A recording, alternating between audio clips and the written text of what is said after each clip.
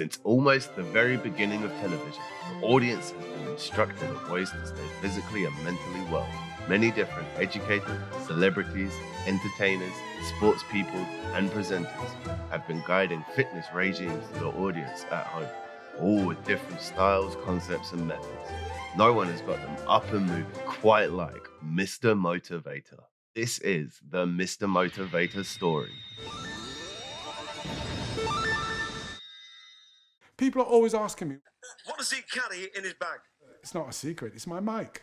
Why did it come about? My mic used to sit in my back. When I get down on the floor to do stomach work, it was hurting me.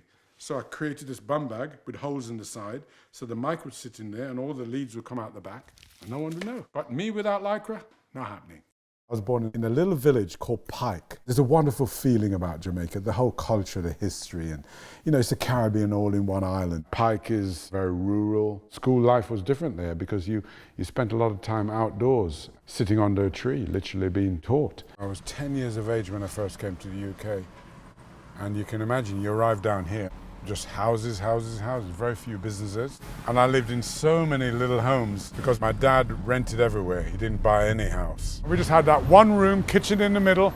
Then he left and I had to manage in that room on my own. I was earning about £16 a week in Leicester. I couldn't manage. My girlfriend had got pregnant. Our daughter was born. I had to grow up real quickly. There was a point when her mother and I were at a homeless family unit, sitting on a suitcase outside the unit, trying to get somewhere to stay. This is Melbourne Hall, where it all began for me. And I got married on these very steps. Now, that first marriage didn't last very long, but this one has lasted 25 years plus.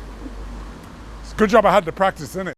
For years I've been going down to the Harrow Leisure Centre, doing karate, playing badminton, playing basketball.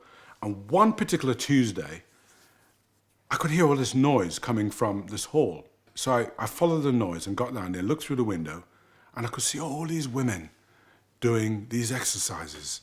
And the music was blaring away. There's one woman in front, and there must have been, 150, 200 people in there. And they were screaming and shouting and making all the noise. And I was transfixed, because I thought, you know what? I could definitely be teaching this class. 7, 8, hands together, step to the ring. On TVM was Mad Lizzie with her jumper. March on the spot. And on BBC was a Green Goddess with her green suit. Start with a great big stretch. I kept thinking, I can do better.